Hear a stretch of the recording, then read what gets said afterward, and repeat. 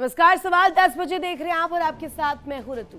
आज बात super power के घमंड को लेकर करेंगे जो कि अब चकनाचूर हो चुका है और इसी के साथ सवाल भी उठ रहा है कि क्या सुपर पावर का घमंड अब चूर चूर हो गया है। क्या ईरान की एक घुड़की ने वॉशिंगटन की नींव हिला दी है। जो डोनाल्ड ट्रंप कल तक तेहरान को मटियामेट करने की धमकियां दे रहे थे, जो अमेरिका बात बात पर मिसाइलों और बमबारी के दम पर दम भर रहा था, आज वही अमेरिका ईरान की चौखट पर गिड़गिड़ाने को मजबूर नजर आ रहा है। जी हां, अमेरिका का सारा रौब, सारी एकड़ी ईरान के जिद्दी और सख्त कूटनीति के आगे ढेर हो गई है। कल तक हमला कर देंगे, तबाह कर देंगे का राग लापने वाले डोनाल्ड ट्रंप अब बातचीत की भीख मांग रहे हैं। एक हाथ में डंडा, दूसरे में दोस्ती का पैगाम, लेकिन दुनिया देख रही है कि ये अमेरिका की कोई चाल नहीं बल्कि उसकी बेबसी है। दरअसल ईरान ने अमेरिका को ऐसा बैकफुट पर धकेला है कि वॉशिंगटन अब चुपचाप प्रतिबंध हटाने के रास्ते तलाश रहा है। अमेरिका ने 5 अगस्त को घुटने टेकते हुए ईरान से जुड़े आतंकवाद विरोधी कड़े प्रतिबंधों में बहुत बड़ी छूट का ऐलान किया। दरअसल अमेरिका ने ईरान की इस्लामिक रेवोल्यूशनरी गार्ड IRGC से जुड़े आरोपों में प्रतिबंध झेल रही एक एयरलाइन और उसके 2 विमानों से पाबंदियां हटा दी। इस छूट के पीछे सफाई दी जा रही है कि एयरलाइन ने अपना काम करने का तरीका बदल दिया है, चेंजेस ला दिए, बदलाव लाए, जिसकी वजह से ये छूट अब दी जा रही है। लेकिन सच पूरी दुनिया जानती है, सच ये कि ईरान के साथ जारी इस तनाव में अमेरिका के हौसले पस्त हो चुके हैं। उसकी दबाव की नीति, उसकी दादागिरी ईरान के लोहे से जैसे इरादों से टकराकर चकनाचूर हो गई। फिलहाल सफेद झंडा अमेरिका के हाथ में है। वॉशिंगटन समझ रहा है कि ईरान पर उसका कोई जोर नहीं चलने वाला। जो अमेरिका दुनिया पर हुक्म चलाता था, आज वही सुपर पावर अमेरिका ईरान की शर्तों के आगे नतमस्तक नजर आ रहा है। ये सिर्फ कूटनीतिक यू टर्न नहीं है, यह ईरान के हाथों में मां शक्ति अमेरिका की सीधी और करारी हार भी है। ऐसे में 10 बजे के बड़े सवाल को आज आपके सामने रख देती हूँ। सवाल ये कि क्या सुपर पावर की दबाव वाली कूटनीति ईरान के आगे फेल हो गई है और क्या युद्ध की धमकियों के बेअसर होने के बाद पैदा हुई बेबसी का ये नमूना है। इजराइल और खाड़ी देशों के बीच वॉशिंगटन की सांखा क्या होगा? क्या इसे सिर्फ ईरान की कूटनीतिक जीत माना जाए या फिर ट्रंप का चुनाव और घरेलू राजनीति को साधते एक नया पैतरा माना जाए? क्या सुपर पावर का तमगा अब सिर्फ नाम का रह गया है? आज जानकारों के साथ इन सवालों के जवाब भी जानेंगे, लेकिन इसको लेकर के जो रिपोर्ट सामने आ रही है उनका भी हवाला देते हुए कि कहा जा रहा है कि ट्रंप जो है अब ईरान के सामने नतमस्तक हो गए हैं। इन रिपोर्ट्स में कितना दम है, क्या दावा किया गया है, इसी पर चर्चा करने के लिए हमारे साथ खास मेहमान जुड़े हुए। तारुफ करवा दूं आपका, group captain UK Devnath sir हमारे साथ जुड़े हुए हैं। Major Virat Mishra, doctor DK Gupta sir हमारे साथ कनेक्ट है। पहला प्रश्न UK देवनाथ सर, वही गुड मॉर्निंग। आप ही से घमंड टूट चुका है, चकनाचूर हो चुका है, एयरलाइंस के लिए कड़े सैंक्शंस लगाए गए, प्रतिबंध लगाए गए, अब वो उसी स्पीड से हटा भी दिए गए। हवाला दिया जा रहा है कि अब एयरलाइन कंपनी ने बदलाव कर लिए प्रोसेसिंग में।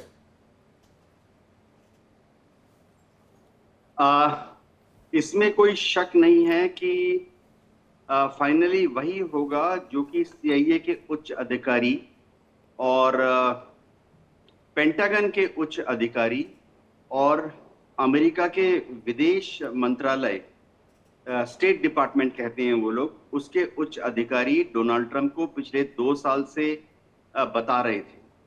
हर तरफ इंडिकेशन, जो प्रोफेशनल एडवाइजर्स थे वो डोनाल्ड ट्रंप को बार बार यह कह रहे थे कि आप ईरान के साथ जो सख्ती का रवैया अपनाने की सोच रहे हैं या सख्ती अपना रहे हैं, वो ईरान की साइकोलॉजिकल बनावट के साथ काम नहीं करेगी। डोनाल्ड ट्रंप ने इन सबको बोला कि यू आर वोक, ये उनका एक फेवरेट शब्द है, वोक। वोक शब्द का इस्तेमाल डोनाल्ड ट्रंप क्यों करते हैं ये समझना पड़ेगा। जो भी भीषण कार्रवाई यानी पॉजिटिवली कुछ भयंकर करने के लिए राजी ना हो, वो वोक माना जाता है डोनाल्ड ट्रंप के द्वारा। लेकिन अब डोनाल्ड ट्रंप ने इन सब प्रोफेशनल एडवाइजर्स को एक एक करके बर्खास्त कर दिया, फायर कर दिया, रिजाइन करवा दिया। फिर भी अगर कहना नहीं माने तो उनको इम्पोर्टेंट पोस्ट से निकाल के नॉन इम्पोर्टेंट पोस्ट पर भेज दिया। अब फाइनली आस्ते आस्ते डोनाल्ड ट्रंप को ये ख्याल आ रहा है कि ईरान से अगर बातचीत करनी है तो दो चीजें करनी पड़ेगी। एक तो आस्ते आस्ते ईरान को बराबरी का दर्जा देना पड़ेगा, और दूसरी है ईरान के साथ जो नरमी का रुख है उसको अख्तियार करना पड़ेगा। तो ये सब जो छोटे छोटे बदलाव आप देख रहे हैं, ये उसी की तरफ एक छोटा सा कदम है। जी नहीं, एक इस बीच सवाल भी उठता है कि ठीक है, आप नरमी दिखा रहे हैं, चाहते हैं कि वार्ताओं में थोड़ा सा और ज़्यादा बल मिल जाए, थोड़ी और नरमी दिखाई जाए ताकि ईरान इस बाबत झुके कि वार्ताओं को सफल कराने में भी एक पहलू रह सकता है।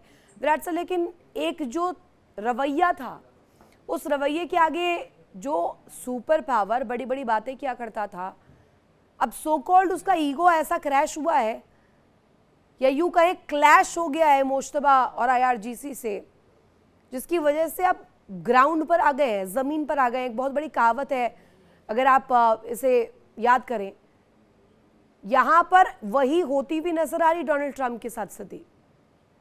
ऋतु जी, बिल्कुल ठीक कहा आपने कि ईगो तो क्रैश हुआ है, इसमें कहीं कोई डाउट है ही नहीं। और कथनी और करनी में देखिए कहीं ना कहीं फर्क अब दिखने लगा है। डोनाल्ड ट्रंप एक जगह कहते हैं कि निगोशिएशंस अच्छी चल रही हैं, जल्द ही मसला सुलझने वाला है, कहीं कोई दिक्कत नहीं होगी, और दूसरी तरफ लगातार धमकी भी देते जाते हैं कि हम और हमला करेंगे, हम और हमला करेंगे। ये आप कितने महीनों से कहते आ रहे हैं और कर नहीं रहे। तो कहीं ना कहीं कथनी और करनी में फर्क हो गया है। जितने भी सैंक्शंस लगाने थे ईरान के ऊपर, इकोनॉमिक सैंक्शंस, वो सब लगा दिए आपने। Iran sanctions act, national emergencies act, आपने हर तरीके के एक्ट लगा दिया। IRGC के प्रोक्योरमेंट्स में दिक्कत कर दी आपने। चाइनीज कंपनीज जो थी, जो वहां ऑपरेट कर रही थी, शेल कंपनीज थी, उनको भी आपने सैंक्शन कर दिया। किसी भी तरीके से रुका नहीं ईरान। दूसरी चीज क्या थी, सबसे बड़ी चीज क्या हुई, ईरान के हाथ में आ गया हॉर्मुज, जो इनका एक ऐसा वेपन बन गया है, एक जिसे आप कहते हैं जियो स्ट्रेटेजिक वेपन बन गया है, जिसको अमेरिका हरा नहीं पा रहा है। वो जो आइडिया था कि हॉर्मुज को नहीं ब्लॉकेड करेगा ईरान, वो हो गया, और उसकी वजह से ईरान के हाथ में एक ऐसी सुपर पावर आ चुकी है जिसकी वजह से अमेरिका लड़ नहीं पा रहा है ठीक से। कहीं ना कहीं दुनिया की जो ऑयल जो ट्रांसपोर्ट था वो बाधित हो गया है। पूरी दुनिया में इस बात की चर्चा है कि कब तक अमेरिका लगा रहेगा ये कहने में कि हॉर्मुज खुला है, पर शिप्स पास नहीं हो रही वहां से। दिक्कतें बहुत हैं अमेरिका के लिए। मिड टर्म इलेक्शंस आ ही गए हैं नवंबर में। आपने देखा होगा कि ये जो बिल ला रहे थे कांग्रेस में, वो सिर्फ एक वोट से जीत पाए यूएस कांग्रेस में, इस बात का ये रोकने के लिए कि ट्रंप सिर्फ अकेले हमला नहीं कर सकते, उनको संसद की जिसे बोलते हैं सैंक्शन चाहिए होगा, उनको संसद की परमिशन चाहिए होगी। वो सिर्फ एक वोट से ट्रंप जीत पाए। तो कहीं कहीं दिक्कतें बढ़ गई हैं ट्रंप के लिए। और लगातार जो भी ये कह रहे हैं ट्रंप, वो डिनाई कर रहा है ईरान। वो कह रहा है हमारी बातचीत चल ही नहीं रही है अमेरिका से। अच्छी और बुरी की तो बात ही नहीं, बातचीत चल ही नहीं रही है। हमारे विदेश मंत्री जो है वो इराक गए हुए हैं, और जितने भी बाकी IRGC के कमांडर्स हैं वो कहीं कोई बातचीत नहीं हो रही है, ना कहीं यूरोप में बात हो रही है, ना पाकिस्तान में। उन्होंने बिल्कुल क्लियरली डिनाई कर दिया। तो ऐसी स्थिति में ट्रंप की जो भी बातचीत, ये कहना बार बार प्रेस में कि हम बातचीत अच्छी चल रही है, कहीं ना कहीं झूठ साबित हो रही है। एक्स फैक्टर्स पर बात होती है विराट सर, कुछ एक्स फैक्टर्स होते हैं इस तरीके की। अगर वॉरफेयर की बात करें तो डॉक्टर DK गुप्ता सर अगर अग्री करें तो वो एक्स फैक्टर्स जो है वो वर्क ऑन होते हैं टेक्निकल पॉइंट ऑफ व्यू से, मिलिट्री एस्पेक्ट से देखें, या अगर आप एसिमेट्रिक वॉरफेयर में प्रॉक्सीज को एनालाइज करें। एक एक्स फैक्टर का जिक्र हर दफा होता है। वो एक्स फैक्टर क्या था जो ईरान ने घुटनों पर ला दिया है सुपर पावर को, एटलीस्ट साइकोलॉजिकली? जी जी, आप सभी लोग को नमस्कार। जहां तक मैं समझता हूं कि घुटनों पर नहीं ला दिया, जो मैं बार बार बोल रहा हूँ, एक थ्योरी का नाम दिया हूं मैं, जो डोनाल्ड ट्रंप की डिप्लोमेसी है, साइन कर्व थ्योरी है, जो कि एक बार पीक पे जाती है, एक बार जीरो पे जाती है। अगर साइन को अगर 0 से लेकर 180 डिग्री का ग्राफ बनाएंगे तो एक बार ऊपर एक बार नीचे। तो आप भी देखिए, पिछली बार भी उन्होंने सैंक्शन हटा दिया था ईरान से, और ये सारे सैंक्शन ट्रंप ने ही अपने फर्स्ट शासन में लगाए थे JCPOA हटाने के बाद। उसके पहले सैंक्शन नहीं था, क्योंकि JCPOA था जो है इनफोर्स।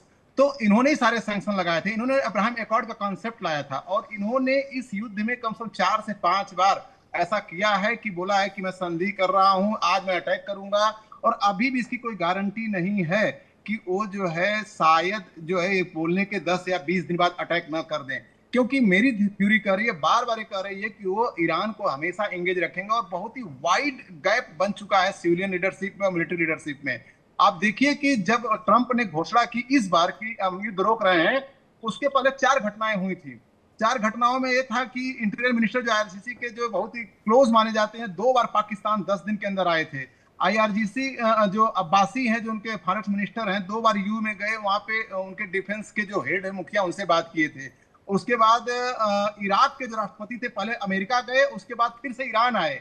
मतलब डिप्लोमेसी, आईआरजीसी और सिविलियन लीडरशिप पूरी कोशिश कर रहे थे कि अमेरिका रुके इस वार पे, और पेपरों में देखो अभी आ नहीं रहा है, लेकिन क्या क्या चीजें अंदर से अमेरिका के फेवर में हुई होंगी। अदरवाइज अमेरिका जो है इसको इंगेज रखेगा ईरान को। ईरान ऐसी बड़ी पावर नहीं है कि उसके तो लिए आपके हिसाब से दबावकारी नीति काम कर रही है सुपर पावर पर? जी, हमारी केमिस्ट्री क्या है, हम उसके बारे में क्या रीड कर रहे हैं, और अमेरिका क्या रीड कर रहा है, अमेरिका का लाइन ऑफ थॉट क्या है, वो डिफरेंस है। तो मुझे लगता है कि ये फिर से 15-20 दिन बाद, क्योंकि ये चाहेंगे कि ओमान में, ईरान में, रेड सी पर ये सब पे बातें चलती रहे, जिसकी वजह से अभी भी देखिए ब्लॉकेड नहीं हटा है। अभी भी आपका जहां पे 200-300 शिप निकलती थी डेली, या 8 या 7 शिप निकल रही हैं, तो ब्लॉकेड उसी तरह से है, और उसी पर कोई न कोई फिर से आईआरजीसी गलती करेगा और फिर से पलटवार करेंगे जब इनको जरा सा रेस्ट मिल जाएगा। तो रिग्रुप नहीं होने देंगे ईरान को। और मिडिल ईस्ट में एक भय की देखिए बनाए हुए हैं। देखिए, तो फिर ये मुझे उस कड़ी पर जोड़ देता है डीके गुप्ता सर, जैसा कि आप कह रहे हैं कि अभी भी ब्लॉकेट जारी है, अभी भी वही तस्वीर है, अभी भी ईरान कोई नरमी नहीं बरत रहा। यूके देवनाथ सर, एक कहावत होती है, बॉलीवुड में भी बहुत फेमस डायलॉग है, डर को इतना मत डराओ कि डर ही खत्म हो जाए। अब ईरान में ऐसा ही लग रहा है कि डर खत्म हो चुका है, अब डर रह नहीं गया है ना। तो वहाँ पे सिविलियंस को लेकर डर है, क्योंकि साथ वहाँ से लोगों का भी मिल रहा है, आईआरजीसी को भी बखूबी मिल रहा है, मोश्तबा को भी मिल रहा है। लेकिन इस बीच एक जो पूरी तस्वीर थी कि शेर आया, शेर आया, शेर आया ही नहीं। अब जब शेर आएगा तो भी किसी ने मानना ही नहीं है। रितु जी, आपने एकदम सही फरमाया। हो क्या रहा है कि अमेरिका ने ईरान की साइकोलॉजी को गलत समझ लिया। अमेरिका ने सोचा कि वेनेजुएला की तरह से थोड़ा सा हल्का फुल्का फू करेंगे, थोड़ा सा धक्का मुक्का करेंगे, और फिर ईरान के अंदर ही जयचंद पैदा हैं ऑलरेडी हैं, तो ये लोग ईरान की सत्ता को गिरा देंगे। ऐसा हुआ नहीं। दूसरी बात है, अमेरिका ने ईरान की हिस्ट्री को पढ़ने में गलती कर दी। अगर आप देखें 400 साल, 300 साल, 200 साल पहले दुनिया के सभी देशों पर, एशिया के सभी देशों पर किसका कब्जा था? England, France, Portuguese, Netherland, Germany, Spain. एकमात्र देश जिस पर किसी देश ने पिछले 300 साल, 200 साल से राज नहीं किया, बहुत आश्चर्यजनक है, ईरान। ईरान एकमात्र देश है जो किसी के अधीनस्थ नहीं आया। ईरान में एक और खास बात है, ईरान के लोग जो हैं वहां पर देश के लिए या अपने राजा के लिए जान देना हजारों साल से सरप्राइजिंग है। एक सुपर पावर देश, उसका राष्ट्रपति एक एयरलाइन, एक विमान को लेकर के एक पूरी तरीके से तस्वीर रखता हुआ नजर आया, इस तरीके का जिसमें उसे पूरी तरीके से ब्रीफ करना पड़ा, क्लैरिफिकेशन देना पड़ा। इतना बड़ा कोई मुद्दा नहीं था सर। हाँ जी, हाँ रितु जी, देखिए होता क्या है मैं बताता हूँ।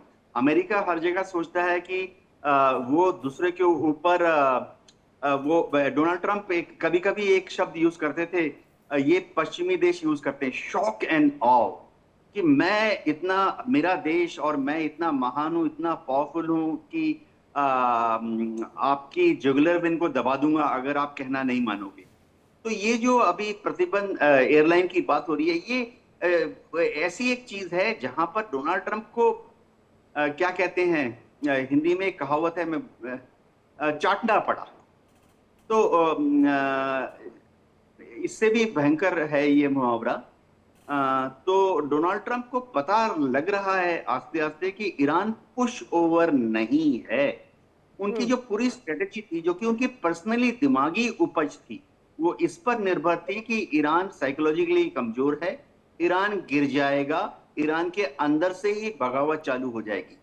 ये एकमात्र मुद्दा था, धुरी थी जिस पर वो ईरान को धक्का देने की कोशिश कर रहे थे। अब ये जो एयरलाइन वाली बात है, ये समझना पड़ेगा। अमेरिका के उद्यमी जो हैं वो चाहते हैं कि आस्ते आस्ते ईरान के साथ उनकी दोस्ती हो, वो वहां व्यवसाय करना चाहते हैं, ईरान के समुंदर में, ईरान के जमीन पर, ईरान के आसमान में। और ईरान का आसमान अगर आप एविएशन पॉइंट ऑफ व्यू से देखें तो एकदम मध्य में है। नहीं, पर जो भी अभी तो फ्लाइट घमंड तो यूरोप से चकनाचूर इंडिया हो गया ना, आती है, मध्य में हो या ना हो, लाल सागर में देखिए, खाड़ी में देखिए, हर जगह जला है। कोई डोनाल्ड ट्रंप का साथ देने के लिए रेडी नहीं है, नेटो तक नहीं आया, जैसे अपने पैसों पर पाला वो संगठन साथ नहीं दे रहा है। देशों से उम्मीद क्या करे विराट सर, इतना ज्यादा बड़ा डेंट पड़ा है, छोटा देश समझकर, अदना देश समझकर डोनाल्ड ट्रंप ने थोड़ी जल्दबाजी तो की, लेकिन क्या वो एनालाइज कर पाने में, समझ पाने में उन पैरामीटर्स को फेल हो गए? क्योंकि अभी तक ना तो ईरान तो हारना तो छोड़िए, ईरान के हौसले तक यहां से टस से मस नहीं हुए। जी देखिए, कहीं ना कहीं ऋतु जी रीडिंग में तो दिक्कत हुई। जो ये इन्होंने पढ़ा था या सोचा था, जिस तरीके से प्लान किया था, वो प्लान पूरी तरीके से सक्सेसफुल नहीं हुआ। दो चीजों पे ये युद्ध लड़ा गया। पहला था ईरान के न्यूक्लियर वेपन्स, उनकी बात ही नहीं होती अभी, सिर्फ ये कहते रहते हैं कि हम उनको वेपन्स नहीं बनाने देंगे, उसकी बात ही नहीं हो रही आज की डेट में। दूसरी चीज, इन्होंने कहा था टोटल रेजिम चेंज, वो भी नहीं हुआ। आपने पहले दिन खमेनी साहब को हताहत कर दिया, उसके बाद उस तरीके की विक्ट्रीज नहीं हुई। क्यों? क्योंकि ईरान में जो एडमिनिस्ट्रेशन है, चाहे वो IRGC का हो या जो इनका जो एडमिनिस्ट्रेशन था, वो पूरा फैला हुआ है। तो आज की डेट में जिस तरीके से इन दो चीजों पे युद्ध लड़ा गया था, वो एल्यूसिव रहे, वो नहीं बन पाए, इनके जो कोर ऑब्जेक्टिव्स थे उनको नहीं प्राप्त कर पाए। इसके बाद दूसरी क्यूबा, चीज, कहा जाता है कि क्यूबा पे नजर है डोनाल्ड ट्रंप की, तो क्यूबा भी अब आंख तरे रहेगा। अभी क्यूबा बहुत दूर है ऋतु जी, अब तो क्यूबा बहुत दूर चला गया। अभी तो पहले ये ईरान से निकले, इस दलदल से निकले। और जहां तक ये बात कही जाती है कि ईरान को इन्होंने नष्ट कर दिया है, देखिए नष्ट तो नहीं कहूंगा, पीछे जरूर धकेला है। अमेरिका के पास देखिए बॉम्बर्स थे बड़े, उन्होंने वहां पे जाके हवाई बॉम्बिंग करी, बहुत पीछे धकेला। पर आज की डेट में अभी भी ईरान में उनकी जो रेजीम है वो वापस वहीं बनी हुई है। दूसरी बात, वो निगोशिएट करने की स्थिति में है। क्यों? क्योंकि स्ट्रेट ऑफ हॉर्मुज है, जो ऑयल प्राइसेस है, उनका इन्फ्लेशन पूरी दुनिया पे नजर आ रहा है, और डोनाल्ड ट्रंप इस नैरेटिव को कंट्रोल नहीं कर पा रहे हैं। ये मानिए, बार बार कहने के बावजूद नैरेटिव नहीं अपने पक्ष में कर पा रहे हैं। और सबसे बड़ी बात, आने वाले दिनों में भी ये कहीं नहीं दिखता कि ईरान में रेजिम चेंज होगा, या जो ये कह रहे हैं ये मुद्दा सुलझ जाएगा। देखिए, इन्होंने कहा हमने था अभी तक जब से फर्स्ट डे से ये इनिशिएट हुई, ये लड़ाई शुरू हुई, तब से लेकर आज तक, और अभी भी ट्रूथ सोशल पर कुछ ना कुछ हलचल डोनाल्ड ट्रंप की वजह से है ही। हाँ प्लीज कंप्लीट कीजिएगा सर। एक चीज बस ऋतु जी कहूंगा कि इन्होंने कहा था 2 से 3 महीने में अनकंडीशनल सरेंडर हो जाएगा, वो नहीं हुआ। और ऐसी स्थिति में कहीं ना कहीं डोनाल्ड ट्रंप की वो बात खराब हुई है, इनके पूरे एडमिनिस्ट्रेशन की बात खराब हुई है। पीट हेगसेथ कह रहे हैं हमारे पास पैट्रियट मिसाइल्स, थार्ड मिसाइल्स की जो इंटरसेप्टर मिसाइल्स थी वो घट गई हैं। $57 बिलियन का अभी इन्होंने पिछले हफ्ते नया टेंडर निकाला है इनको रिप्लेनिश करने के लिए। अब बस ऐसा ना हो जाए कि एयरलाइन जो कंपनी है वही सामने आ जाए, वो कह दे कि ऐसा कुछ प्रतिबंध था ही नहीं, फिर डोनाल्ड ट्रंप क्या करेंगे? डॉक्टर DK गुप्ता सर इस पर। देखिए, मैं अभी जरा सा जो घटनाक्रम हुआ उसको ज्यादा मैं इग्नोर करते हुए देखूंगा कि जो इनकी थ्योरी चल रही है कि फिर से रिग्रुप नहीं होने देंगे, फिर से अटैक करेंगे, और ये जो मुद्दा हरमुज का, रेड सी का, इसको बनाए रखेंगे ताकि उसी के बहाने इनको अटैक करने का, इंगेज करने का मौका मिलता रहे। और अमेरिका इस थ्योरी पे काम करता रहेगा, और इसी 2 महीने के अंदर अपने लोकल इलेक्शन पे जरा ध्यान देंगे।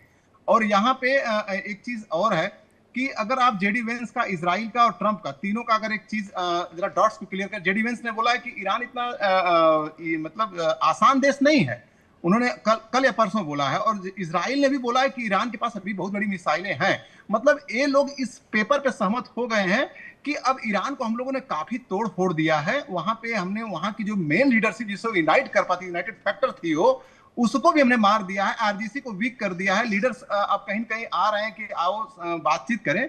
तो उस केस में अब ईरान को ऐसे ही छोड़ दिया जाए। और आप इसमें अमेरिका की डिप्लोमेसी को फेलियर मानते हैं, नहीं मानते हैं? नहीं, बिल्कुल फेलियर वही नहीं मानता हूं, क्योंकि उन्होंने मिडिल ईस्ट को एंगेज कर दिया है टोटली। मिडिल ईस्ट के एंगेज करने का उनको बम्पर फायदा हुआ। बता दूं कि इतिहास का सबसे ज्यादा तेल आज भारत को आ रहा है, 73%, जो 8% था। आप समझिए इस फिगर को, जो 8% तेल भारत को आता था LPG, आज 73% अमेरिका से आ रहा है। और अमेरिका जो 4 मिलियन पर डे बेचता था, आज वो 12 मिलियन पर डे इतिहास का सबसे बड़ा चेंज आज तक तेल का है। ऐसा रसिया भी कभी नहीं बेच पाया। तो इन सब चीजों को अचीव कर लिए जो उनका गोल मागा के लिए था। ईरान कभी उनका गोल नहीं था। मैं बार बार बोलता हूं, ईरान को जीतने के लिए वो आए ही नहीं है। ईरान को केवल इंगेज और मिडिल ईस्ट को इंगेज करने के लिए आए, ताकि एक जो उनका मागा के 4 गोल में से ऑयल है उसकी वजह, और मिडिल ईस्ट में जितना तो ही आप डर मान रहे रहेगा, कि ईरान एक उतना ही हर्डल काफी मात्र भी नहीं है, उन्हें फायदा ही फायदा हो रहा है। बिल्कुल, उन्होंने एज ए टूल यूज किया है, न कि एज ए दुश्मन जो पहले जमाने में होता था कि सामने सामने हाथी का युद्ध होता था, वो वाला युद्ध नहीं है। उन्होंने एक इंगेज किया, इसको इंगेज करके मिडिल ईस्ट में परिस्थितियां बदल दी है। अब वहां से ऑयल का इनपुट जो इंडो पैसिफिक 38% ऑयल दुनिया का मंगाता है, वो अब बंद हो चुका है लगभग, वो अमेरिका से आ रहा है। और उसके बाद वो अपना ध्यान देंगे इलेक्शन में, और उसके बाद अगर अमेरिका कुछ बातों में मांगा गड़बड़ ठीक करेगा है, IRGC मांगा ठीक है, मंशा ठीक है, लेकिन अभी इस बीच ये बात माननी पड़ेगी कि ईरान ने दांतों तले चने तो चबवाए हैं सर। एक्सेप्ट तो इसी बात को करना पड़ेगा, क्योंकि अभी गिड़गिड़ा रहे हैं वार्ताओं को लेकर। अभी एयरलाइन कंपनी को परमिशन दे दी है, वापस से विमान को परमिशन दे दी है। अब मैंने जैसा कि सवाल किया था कि कहीं ऐसा ना हो जाए कि वो विमानन कंपनी सामने आ जाए और वही अपना रुख रख दे कि ऐसा कोई प्रतिबंध था ही नहीं। हालांकि जी जल्दी से 10 सेकंड में एक सेकंड के लिए मैं बता रहा हूं कि किसी तरह से हर प्रतिबंध हटाने के लिए उत्सुक है ट्रंप। पिछली बार भी $300 बिलियन भेजना चाह रहे थे, जो अमेरिका ईरान लेना नहीं चाहता, क्योंकि उसी के रास्ते, जैसा कि मिश्रा जी बोले, उसी के रास्ते वो ईरान वही तो बैकफुट हुआ है। Doctor DK Gupta sir, that's only back foot. आप प्रतिबंध लगा रहे हैं, उसके बाद वापस कदम पीछे कर रहे हैं। हालांकि अब देखना होगा कि दबाव की नीति क्या बेअसर होती है, बेकार होती है। डोनाल्ड ट्रंप का ये पूरा रवैया आगे मिडिल ईस्ट में क्या जलजला लाता है। बहुत शुक्रिया आपका तीनों का ज्वाइन करने के लिए, कीमती समय देने के लिए। इतना ही वक्त मेरे पास था, और इसी के साथ यहाँ रुकेंगे एक छोटे से ब्रेक के लिए। आप बने रहिए इंडिया डेली के साथ। देखिए इंडिया डेली 24/7 अब आपके स्मार्ट टीवी पर। इंडिया डेली मौजूद है सभी डिजिटल प्लेटफॉर्म पर लाइव और लगातार। इंडिया डेली 24/7 हर दिन राष्ट्र को समर्पित।